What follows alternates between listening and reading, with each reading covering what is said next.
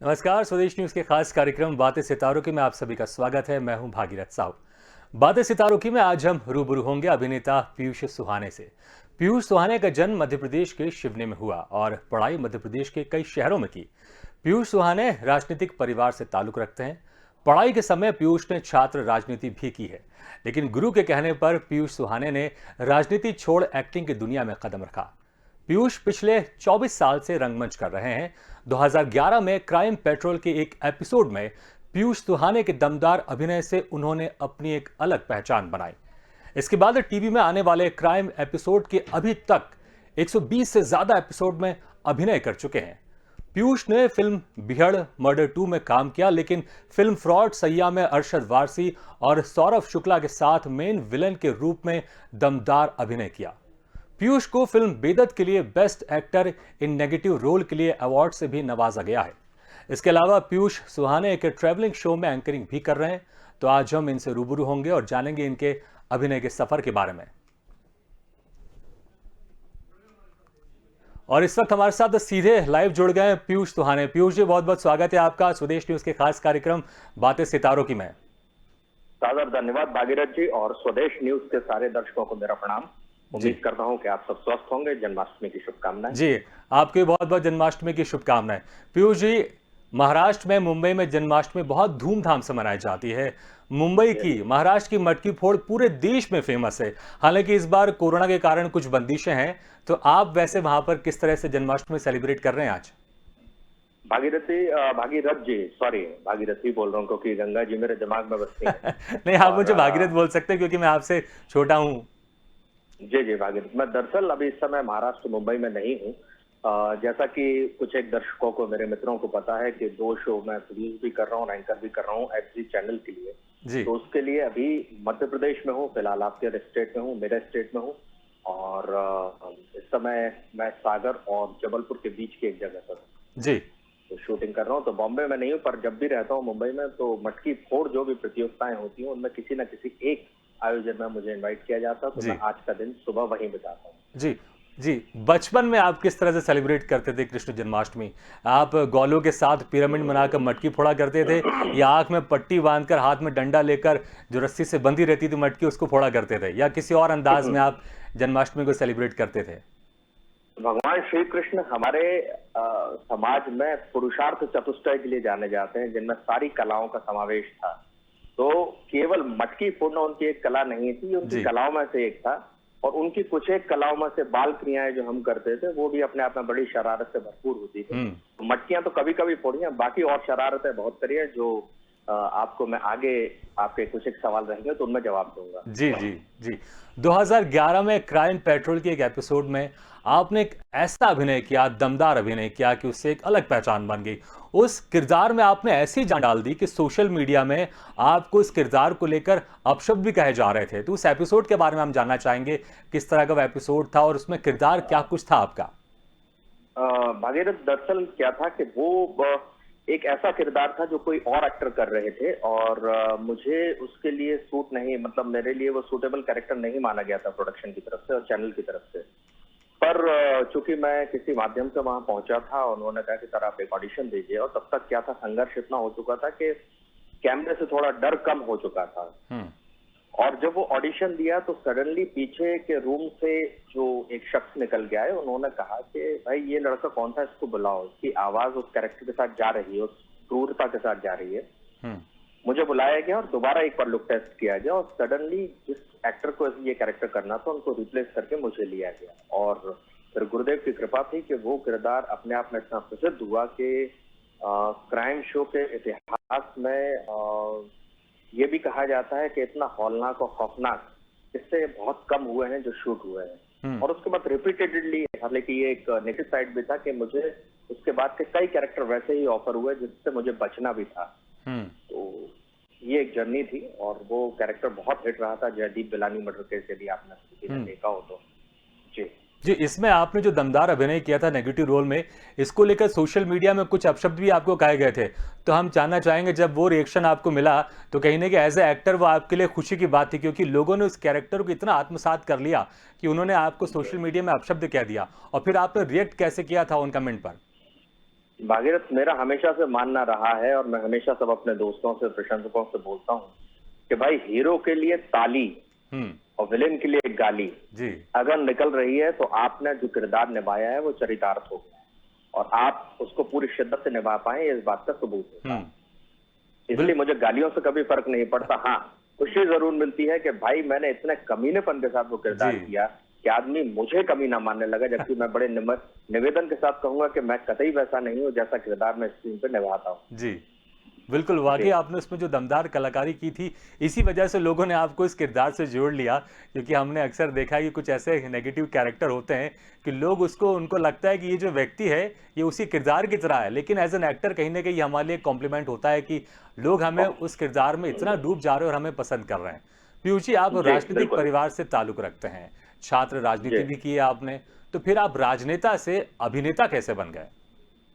भागीरथ, इसके पीछे एक इंटरेस्टिंग कहानी है। जो लोग गुरु शिष्य परंपरा को जानते हैं और मानते हैं वो विश्वास करेंगे इस बात पर हुँ, कि जब हम अपने जीवन की डोर अपने गुरु के हाथों में सौंप देते हैं, या हम नहीं सौंपते, गुरु स्वीकार करते हैं अपने शिष्य को। हुँ, तो जब मैं बहुत छोटा था, करीब 8 साल का रहा होऊंगा, तब मेरे पिताजी गुरु चरणों में गए और उनकी दीक्षा मिलने वाले सबसे कम उम्र के बच्चों में से मैं एक था। और उन्होंने जीवन के हर पथ पे आगे बढ़ाया, चाहे पढ़ाई हो, चाहे हायर एजुकेशन हो, चाहे राजनीति में जाना हो। तो उन्होंने कभी कुछ मना नहीं किया कि तुम्हें जैसा करना हो करते रहो, सिर्फ पढ़ाई पर ध्यान रखते रहना। हुँ, और फिर वर्ष आया 1999 का। उन्होंने कहा कि बेटा, पढ़ाई और राजनीति हो गई है बहुत, अब बेटा क्रीम पाउडर लगाना है और मुंबई जाना है। तो हुँ, पहले तो चौंके कि ये मतलब कहाँ, मतलब मैं थिएटर करता था पर ऐसा दूर दूर तक भी सपना, मतलब सोचा नहीं था कि ऐसा भी कुछ गुरुदेव आदेश करेंगे। हुँ, उनका आदेश हुआ तो अब चूंकि सामने घना अंधेरा था, कोई ना मार्ग था, ना कोई मार्गदर्शक था और ना ही कोई आधार था मुंबई में, कैसे क्या करें। हुँ, तो दद्दा जी हमारे, मतलब परम पूज्य पंडित श्री देव प्रभाकर शास्त्री जी, जिनको हम लोग प्यार से दद्दा जी कहते हैं, हमारे गुरुदेव, हुँ, जिनका पिछले साल स्वर्गवास हो गया है। उन्होंने कहा बेटा, नाट्य संस्थान का पता करो जहाँ अभिनय का प्रॉपर प्रशिक्षण ले सको। तो वो पता किया, उसके बाद प्रशिक्षण लिया, उसके बाद पूरे देश में थिएटर किया, बड़े हुँ, जाने माने लोगों के साथ किया और फिर फाइनली मुंबई का रुख किया और वहां संघर्ष की शुरुआत हुई। ये पूरा टर्निंग पॉइंट था जिंदगी का, जिसने पूरा आप कह सकते हैं दूसरी दिशा में मोड़ के रख दिया। हुँ। जी, आपने इसके बाद बहुत सारे काम किए हैं ऐसे आपने अभिनेता, तो हम आपकी छात्र राजनीति के बारे में भी कुछ जानना चाहेंगे, क्योंकि कुछ हमने रोल देखे हैं आपके जिसमें आपने दबंग राजनेता का रोल निभाया। तो जब आप छात्र राजनीति करते थे, उस वक़्त भी आप ऐसे दबंग राजनेता थे? अ, भगीरथ, दबंग एक शब्द ऐसा है जिसको बड़े गंदे तौर पे लिया जाता है आज के दौर में। दबंग हुँ, दरअसल बहुत मजबूत और आप कह सकते हैं कि सार्थक और समर्थक शब्द होता है।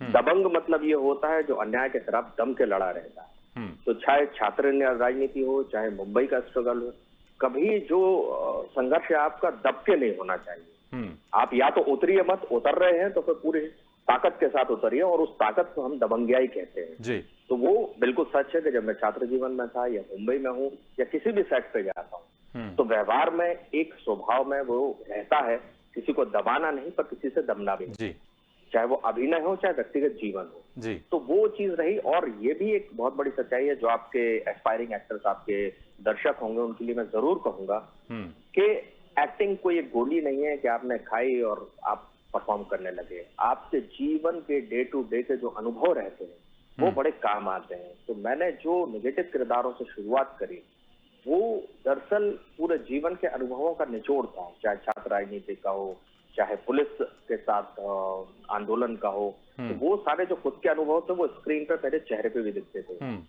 तो डायरेक्टर्स को हमेशा लगा कि यार कितना रियल कर रहा है। दरअसल मैं अपने उस पास्ट को जी रहा होता था जो 20 साल पहले मैं देख चुका हूँ। हुँ। जी, जी। आपने बहुत अच्छा परिभाषित किया दबंग को, तो हम ये ज़रूर कहेंगे कि आप छात्र राजनीति में एक दबंग राजनेता थे और अब आप एक दबंग अभिनेता भी हैं। जी। जी, आप जब मुंबई गए तो आपका स्ट्रगल लाइफ कैसा था? आसानी से आपको काम मिल गया कि कुछ लंबा स्ट्रगल करना पड़ा आपको? और पहला ब्रेक मुंबई में कौन-सा था आपका? और कैसे मिला वो आपको? भागीरथ, दरअसल होता क्या है कि जिसका कोई आधार नहीं होता है मुंबई शहर में या किसी भी जगह पर, किसी भी फील्ड में व्यक्ति का यदि कोई आधार नहीं है तो उसको अपना मार्ग खुद बनाना पड़ता है। अब आप उसको संघर्ष का नाम दे दें, आप उसको अपनी ड्यूटी का नाम दे दें, उसको आप अपनी दिशा का नाम दे दें, पर वो आपको करना पड़ेगा। शॉर्टकट्स कई सारे होते हैं कि आप गए और आपने 4 लोगों को पकड़ के अपने सेवा शुरू कर दी और उम्मीद में कि वो आपको किसी न किसी जगह मौका देंगे। ये शायद गलत रास्ता है, मुझे ऐसा लगता है। आप कुछ हासिल नहीं कर पा रहे हैं, डेस्टिनी की बात है, किस्मत की बात है, पर यदि आप हासिल कर रहे हैं तो वो आपके काम के जरिए होना चाहिए। तो मैंने जो पहले हमेशा टारगेट किया वो ये किया कि मैं ऐसा क्या अलग कर सकता हूँ इस किरदार में जो दूसरा एक्टर नहीं कर सकता है या बहुत कम एक्टर कर सकते हैं। तो पहला टारगेट मैंने फोकस किया अपने काम की क्वालिटी पर। मेरी आवाज बड़ी पतली हुआ करती थी। यदि आप पुराने कभी मेरे ऑडिशन टाइम के वीडियो देखेंगे तो मेरी सबसे बड़ा ड्रॉबैक था कि चेहरा कुछ बोल रहा है, बॉडी लैंग्वेज कुछ बोल रही है, पर आवाज जो है वो बड़ी पतली सी थी। तो मैंने उसके लिए साधा, उसके लिए रिहर्सल्स करी, उसके लिए मटके में मुंह डाल के मैंने घंटों दिन का प्रयास किया, अभ्यास किया है। अच्छा। और आज जो लोग हैं वो आवाज को भी पसंद करते हैं जी। इवन अमेजोन ऑडिबल के लिए मैं एक सीरीज कर रहा हूँ, काली आवाज है, जो केवल आवाज का शो है। या स्पॉटिफाई इंडिया के लिए मैं भास्कर बोस नाम की एक सीरीज कर रहा हूँ जो आवाज का खेल है। तो जो आपकी कमजोरी है उसको ताकत में आप बदल लेंगे तो आप मान के चलिए कि आप कहीं का भी संघर्ष होगा वो आसान होता जाएगा। जी। तो संघर्ष जरूर रहा और जैसे जैसे शुरुआत हुई बहुत सारे छोटे छोटे एक दिन का किरदार, एक लाइन का डायलॉग, एक सीन का मेरा किरदार, ये सारी चीजें मिली जो काफी डिप्रेस करती थी कि मैं जिस एक्टर के पीछे खड़ा हूँ और वो लाइन नहीं बोल पा रहा है पर वो कहानी को लीड कर रहा है और मैं इतना सीख के आया हूँ और मैं पीछे खड़ा हूँ, ये कहीं ना कहीं थोड़ा मन को दुखाता जरूर था। पर ये लगता था कि एक दिन मेरा मौका भी आएगा और फिर ईश्वर ने वो मौका दिया कि जिनके मैं पीछे खड़ा होता था वो कुछ समय बाद साथ में और पीछे भी खड़े रहे। जी। ये ईश्वर की कृपा है। बिल्कुल बिल्कुल। आपकी इसी अभिनय की जर्नी में फिल्म फ्रॉड सैया किया आपने, जिसमें मेन विलेन का किरदार आपने निभाया। इस फिल्म में सौरभ शुक्ला जी थे, अरशद वारसी भी थे। तो इस फिल्म का एक्सपीरियंस कैसा था आपका? अद्भुत था। दरअसल फिल्म थी प्रकाश झा प्रोडक्शंस की और डायरेक्ट किया था सौरभ श्रीवास्तव जी ने। और सौरभ जी बेहद उम्दा डायरेक्टर हैं, बहुत अच्छे राइटर हैं। उन्होंने, मुझे तो कतई उम्मीद नहीं थी कि प्रकाश झा साहब के प्रोडक्शन में मौका मिलना बहुत बड़ी बात होती है और वो भी आपको इतने मेजर कैरेक्टर के लिए। पर उन्हें विश्वास था कि उन्होंने कहा कि आप ऑडिशन दीजिए। और मैं थोड़ा नर्वस भी था एक्चुअली, सही कहूँ तो ऑफिस में जब ऑडिशन दे रहा था। पर जब ऑडिशन खत्म हुआ, दूसरी मुलाकात के लिए बुलाया गया तो झा साहब खुद कमरे में आए और परिचय हुआ और तब उनकी आंखों में देखकर ऐसा लगा कि उन्हें व्यक्तिगत तौर पर पसंद आया है। और फिर उसके बाद ऑफिशियली कॉल आया कि आप सिलेक्टेड हैं। उसके बाद भोपाल शूट किया, उसके बाद अरशद वारसी साहब और सौरभ शुक्ला के साथ लगभग सारे सीन है मेरे। और इतने निष्णात अभिनेता, मतलब अरशद वारसी तो कमाल है ही, पर Saurabh Shukla above the limit है। वो मतलब बिना एक शब्द के अभिनय करना जानते हैं। ऐसे शख्सियत के सामने, ऐसे एक्टर के सामने आपके खड़े होना और खड़े होकर उनके साथ परफॉर्म करना, ये दो इतने बड़े चैलेंज थे और वो भी उस लैंग्वेज में जो मैंने खुद डेवलप करी थी। दरअसल स्क्रिप्ट थी वो हिंदी में थी और जो किरदार था वो बहुत कुछ खड़ी बोली में था। जैसे एक डायलॉग था कि जीजा जी अगर तुमने हमारी बहन को छोड़ने का सोचा भी तो हम तुम्हारी जिंदगी तबाह कर देंगे। मुझे उसमें उतना रस नहीं आ रहा था, इसलिए मैंने अपने डायरेक्टर साहब से निवेदन किया कि इसमें भी अपना थोड़ा सुर चेंज करूं, थोड़ा सा बुंदेलखंडी स्वर डालूं तो जान आ जाएगी। तो अब चूंकि वो भी थोड़ा, उनकी भी पहली फिल्म थी तो उन्होंने कहा कोशिश करके देखो, रिहर्सल में यदि अच्छा लगेगा तो रखेंगे। और किस्मत से उस लाइन को जो मैंने बोला रिहर्सल के दौरान, फाइनली वो टेक बना और बेहद पसंद किया कि इवन क्रिटिक्स ने बड़ा पसंद किया। वो लाइन कुछ मैंने ऐसी बना दी थी कि जिज्जा अगर तुमने एक दफा और हमारी जिज्जी की तरफ देखने की कोशिश करी, जिज्जी कसम दीजा हम तुम्हारी जिंदगी खराब कर देंगे, बर्बाद कर देंगे तुमको। और जो तुमने गोलियन की आवाज बनारस और जौनपुर स्टेशन पे सुनी थी ना, उस उनको सिर्फ ताड़ने के लिए और तुम्हारी फाड़ने के लिए थी, मारने के लिए नहीं। तो ये ऐसे कुछ लाइन चेंज करी थी।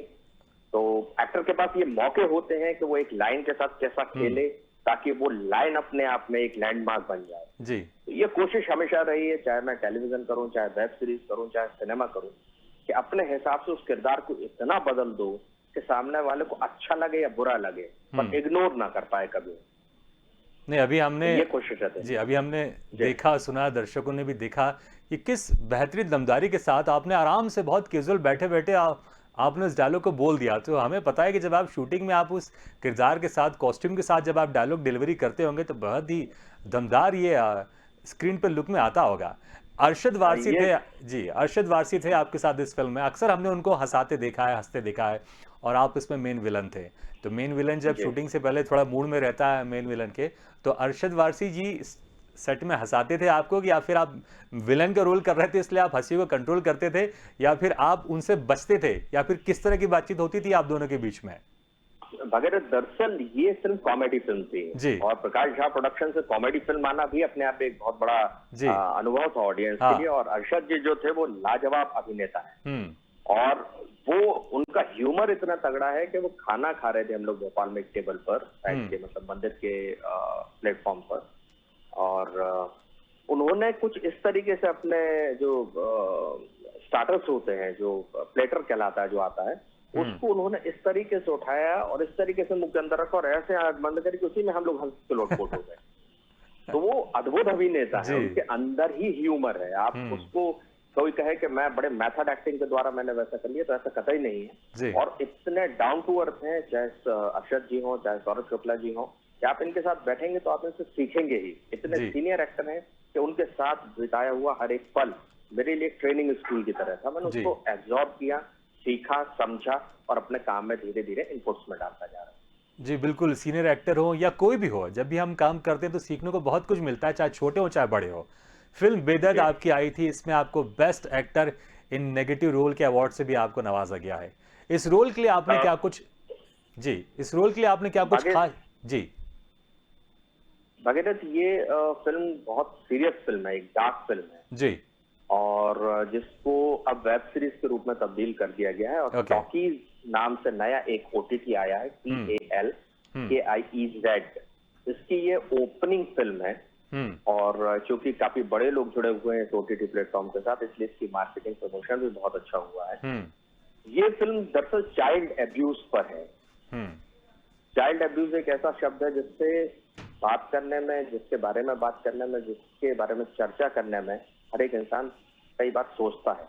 और उस विषय पे ये फिल्म बनी थी। तो जब ये किरदार मेरे सामने ऑफर हुआ तो मैं थोड़ा सा एज एन एक्टर डर गया था कि क्या मुझे इस किरदार को करना चाहिए या क्या मुझे उतनी क्रूरता के साथ करना चाहिए जो इंसान के, ऑडियंस के दिमाग में हमेशा के लिए मेरे लिए नफरत बिठा दे। पहले मना कर दिया था मैंने। पर हकीकत ये है कि अकेले में जब काफी सोचा तो ये समझ में आया कि ये किरदार और ऐसे वाक्य आम जनता तक पहुंचना चाहिए कि ऐसे लोग हमारे समाज में हैं जो एक अच्छे खासे, सीधे साधे, सरल इंसान को भी पागल सिद्ध कर देते हैं या मानसिक रोगी बना देते हैं। तो ये उस पर फिल्म है और बहुत मतलब कुछ हिस्से इस फिल्म के ऐसे हैं कि आपको देखेंगे तो आप शायद मुझसे नफरत करेंगे। और इस फिल्म का जो पहला स्क्रीनिंग हुई थी इटली फिल्म फेस्टिवल में हुई थी और उसके बाद जयपुर, उसके बाद झारखंड, और उसके लिए मुझे इंटरनेशनल बेस्ट एक्टर अवार्ड भी मिले हैं। और अब वो फिल्म आप सबके सामने आ चुकी है। तो मैं आप सभी दर्शकों से अनुरोध करूंगा कि एक बार देखें। इसलिए नहीं देखें कि मेरी फिल्म है या मैं आपसे रूबरू हूँ इसलिए देख लें। आप इसलिए देखिए कि हमारे समाज में जिनको हम मनोरोगी कहते हैं, जिनको हम पागल कहते हैं, क्या वो जन्म से पागल है या हमारे आप जैसे कुछ शरीफ लोग हैं उनको पागलपन की हद तक पहुंचाया है। फिल्म देखनी चाहिए। जी, बिल्कुल। दर्शक हमारे ज़रूर इस फिल्म को देखेंगे क्योंकि जो आपका दमदार अभिनय है उसको भी देखना चाहेंगे और जो कंटेंट है इस फिल्म का उसके ज़रिए भी इस फिल्म को ज़रूर देखेंगे। पीयूष जी, मैं आभारी रहूंगा। जी जी जी, पीयूष जी, अभी कुछ देर पहले हमने आपको डायलॉग बोलते हुए सुना। बहुत दमदार आप अभिनय करते हैं, फिल्मों में भी, हमने टीवी सीरियल्स में भी देखा है। बुंदेलखंडी भाषा में जो आपने डायलॉग बोला था, हम चाहेंगे एक आध डायलॉग और आप बुंदेलखंडी भाषा में बोल दे तो हमारे दर्शकों को बहुत अच्छा लगेगा। बुंदेलखंडी में, अच्छा, दरअसल मैंने एक और अभी सीरीज करी है, बहुत जल्दी आपके सामने आएगी। जी। फंसे मुरारी नाम से। लोग जी। मुझे, ऑडियंस पता नहीं एक्सेप्ट करेगी कि नहीं बतौर कॉमेडियन। मैंने थ्रू आउट 5 एपिसोड में कॉमेडी कैरेक्टर किया है। पूरी 89 मिनट्स की सीरीज में 87 मिनट ऑन स्क्रीन मैं हूँ। कहानी का नाम है फंसे मुरारी और मुरारी मैंने प्ले किया है। तो उसमें बुंदेलखंडी में एक डायलॉग है, थोड़ा सा मैं भूल रहा हूँ। हाँ, उसको मैं बोलता हूँ। जी। जो मेरी पत्नी है पुन्नू, जो कैरेक्टर में पत्नी का रोल किया है, पुन्नू अचानक आ जाती है। मैं लॉकडाउन में घर में फंसा हुआ हूँ और चूंकि मैं कैरेक्टर से थोड़ा हिला डुला और ढीला आदमी बना हूँ और मुझे लगता है कि लॉकडाउन में बीवी फंस गई है मायके में, तो ये अपने लिए अच्छा मौका है। तो हम कुछ अपनी प्रेमिकाओं के साथ प्लान कर रहे होते हैं घर में और पुन्नू जी पुलिस की गाड़ी में आ जाती है। ओके। और कॉल बेल बजाती है तो मेरा पहला रिएक्शन आता है, आवाज ही नहीं निकलती और मैं भगवान श्री कृष्ण की तरफ देखता हूँ और उनसे बुंदेलखंडी में बोलता हूँ, प्रभु हमको बचा ले। काहे कि अगर हमारे सामने पत्नी जी आ गई ना तो हमारे प्राण तो हरेंगे, साथ में आपके मुंह पे पर्दा डाल देंगी। प्रभु अपनी लाज रख लो, हमारी ना सही, अपनी लाज रख लो प्रभु। ऐसा करके कुछ है। नहीं, बहुत बढ़िया। देखेंगे जी, बहुत बढ़िया। विलेन के रोल में तो लोग आपको पसंद करते ही हैं और कॉमेडी रोल में भी आपको लोग डेफिनेटली पसंद करेंगे, क्योंकि जिस अंदाज में आपने डायलॉग बोला है बहुत मजेदार है। जी, एक मजेदार वाकया आपके साथ और हुआ है। जब आप छोटे थे, 5th क्लास में थे, आप 6 महीने तक स्कूल नहीं गए थे, तो जाते कहाँ थे आप? बड़ी कमाल की रिसर्च है भागीरथ जी आपकी। दरअसल जैसा मैंने आपसे अभी आपने कहा था कि कृष्ण भगवान की जन्माष्टमी पे आप कैसे मनाते थे बचपन में, तो प्रभु श्री कृष्ण की जो लीलाएं होती थी और बड़े चंचल स्वभाव के थे बचपन में हम भी, तो पढ़ाई में बिल्कुल मन नहीं लगता था भागीरथ। अच्छा दिमाग अच्छा था तो एक रात पढ़ते थे और अच्छे परसेंटेज से, ठीक ठाक परसेंटेज से पास जरूर हो जाते थे, पर दिल बिल्कुल नहीं लगता था। और थोड़े शरारती थे। हमारे मैथ्स के टीचर थे, सरस्वती शिशु मंदिर में मैं पढ़ता था। मैथ्स के टीचर ने एक दिन, मैथ्स में तो और दिमाग नहीं चलता था, क्लास में उन्होंने डस्टर उठा के मेरे ऊपर मार दिया जी। और मैं छोटा सा था पर गुस्सैल स्वभाव का था। मैं तुरंत खड़ा हुआ, उनके पेट में हाथ मार के, अब हालांकि बड़ा दुख होता है कि गुरु से अपने ऐसा नहीं करना चाहिए था, पेट में मुक्का सा मार के मैं क्लास से भाग गया। वो पीछे से चिल्लाए, दौड़े और मैं नहीं आया। अब ये दिन तो निकल गया, मैं घर पहुंच गया। अब अगले दिन से कैसे जाओगे स्कूल? तो अगले दिन सुबह 8:30 बजे अपनी साइकिल उठाई। 5वीं क्लास में हमारी कैंची वाली साइकिल होती थी, साइड से पैर डाल के चला। और मुरैना मध्य प्रदेश का एक जिला है, चंबल का जिला कहलाता है, बहुत डेंजरस जिला है। वहां पर दिन के उजाले में भी कोई चंबल की घाटियों में नहीं जाता। नदी के किनारे जो टीहड़ है, वहां पर हम अपने कुछ दोस्तों के साथ चले जाते थे और नीचे जाके जंगली बेर तोड़ते थे और वो खाते थे। और ठीक 2 बजे स्कूल खत्म होने के समय 26 किलोमीटर दूर चल के, 16 किलोमीटर दूर चल के अपने घर आ जाते थे। और बढ़िया बैग उतार के, थक गए आज, ये पढ़ा वो पढ़ा, मम्मी पापा को बताया और अपने आराम कर रहे। 6 महीने बीत गए भाई साहब ऐसे। अच्छा, 6 महीने बाद जिन्होंने मेरा उस स्कूल में एडमिशन कराया था, हमारे चाचा जी शिवदत्त व्यास जी, वो पापा को बहुत आदर सम्मान देते हैं। और वो आए घर पर। पापा ने कहा कि यार व्यास जी, आप एक बार जरा स्कूल में जाके पता करो कि उसके पीयूष की कोई रिपोर्ट नहीं आ रही स्कूल से, दिखा नहीं रहा है ये, क्योंकि हर महीने रिपोर्ट देना पड़ती थी पेरेंट्स को। तो चाचा मेरे सामने उठे और कहा कि चलो बेटा तुम भी। और बचपन से एक्टिंग कैसे थी आप इस वाक्य से समझिए कि अंदर की पूरी घबराहट को जज्ब करके, के सामने मम्मी पापा चाचा बैठे हुए हैं, पूरी घबराहट को जज्ब करके, नहीं चाचा मुझे पढ़ना है, आप होके आइए और तब तक पढ़ाई करता हूँ। चाचा दरवाजे से उधर निकले, मैं चुपचाप बाहर निकला। मेरे छोटे भाई ने ऐसे देखा मुझे और मैं चुपचाप घर से 1 किलोमीटर दूर, क्या तो जूते पढ़ना है भाई, जो होगा देखा जाएगा। 1 घंटे बाद चाचा जी उसी रास्ते से गुजरते हुए मेरी तरफ देखा और कहा कि आओ बेटा घर। मैं समझ गया अब क्या हो, तो जो होना तो होना, राज खुलने वाला है। हाँ, तो मैं घर की तरफ नहीं गया। छोटा भाई जो मुझसे ज्यादा शरारती हैं, चंद्रमोहन सोहाने जी, तो उन्होंने दूर से हाथ हिला के बोला, आ जाओ भैया, पापा बुला रहे हैं। मैं पहुंचा और पापा ने कहा अंदर जाओ। मैं अंदर रूम में गया, चाचा जी गए, गाड़ी की आवाज आई और उसके बाद फिर इतिहास है कि मेरे साथ क्या हुआ। उसके बाद फिर ऐसी शरारतें दोबारा नहीं करी मैंने।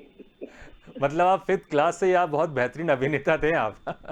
हाँ, ये मान सकते हैं, शरारती बहुत था और जो अभिनय में काम आया हर मोड़ पर। जी पीयूष जी, आप एक ट्रैवलिंग शो भी कर रहे हैं जिसमें आप एंकर की भूमिका निभा रहे हैं, भारत दर्शन करवा रहे हैं आप। और सबसे खास बात ये है कि जो आपकी धर्म पत्नी है, आपकी जो वाइफ हैं, वो इस शो की प्रोड्यूसर भी हैं। तो प्रोड्यूसर और एंकर क्या कैसा रिश्ता था? कभी भाभी जी से डांट भी पड़ती थी कि आपको सेट में कि ये कैसे कर रहे हैं, इसको ऐसा करो, उसको वैसा करो, ऐसा कभी कुछ खट्टी मीठी नोकझोंक? लगातार पड़ती है भाई साहब, क्योंकि हम जो ट्रैवल शो कर रहे हैं और जिस चैनल के लिए कर रहे हैं, एफजी ट्रैवल्स करके एक चैनल है और एफजी मूवीज करके एक चैनल, ये एफजी ग्रुप का चैनल है जो सारे सैटेलाइट पर भी आता है और यूट्यूब का तो नंबर 1 है। इन्होंने मैंने इनको एक ऑफर दिया था चैनल को कि अभी तक जितने ट्रैवल शो बने हैं वो भारत भ्रमण पे बने हैं, भारत घुमाते हैं। जी। मैं एक ऐसा ट्रैवल शो बनाना चाहता हूँ जो भारत दर्शन पर, भारत दर्शन और भ्रमण में अंतर ये होता है कि भ्रमण में आप रोड रोड रोड रोड घूमते हैं, तो ताजमहल जी। ऐसी जगह दिखाते हैं। मेरे शो में ऐसी जगह है जो आम हिंदुस्तानियों ने या तो नहीं देखी है या नहीं सुनी है या जी। बहुत कम देखी है। तो ऐसे शो के लिए टारगेट करना, उसके बारे में रिसर्च करना, उसको प्रेजेंट करना, ये तो मेरा काम था। पर फाइनेंशियली चीजों को मैनेज करना मुझे जी। नहीं आता। जी पीयूष जी, और बिल्कुल। प्ले और हम उम्मीद करते हैं कि ये शो भी लोगों को बहुत पसंद आएगा। समय थोड़ा कम है, नहीं तो आपसे और चर्चा करते। पीयूष जी, बहुत बहुत शुक्रिया, समय निकाल कर आपने हमको मौका दिया आपसे बातचीत करने के लिए। बहुत बहुत धन्यवाद। तो बातें सितारों की में आज हमने मुलाकात की अभिनेता पीयूष सुहाने से और जाना उनके सफ़र के बारे में। अगली बार हम फिर किसी शख्सियत से मुलाकात करेंगे और जानेंगे उनके सफ़र के बारे में। तब तक के लिए दीजिए इजाज़त, लेकिन खबरों का सिलसिला लगातार जारी। आप देखते रहिए स्वदेश न्यूज़।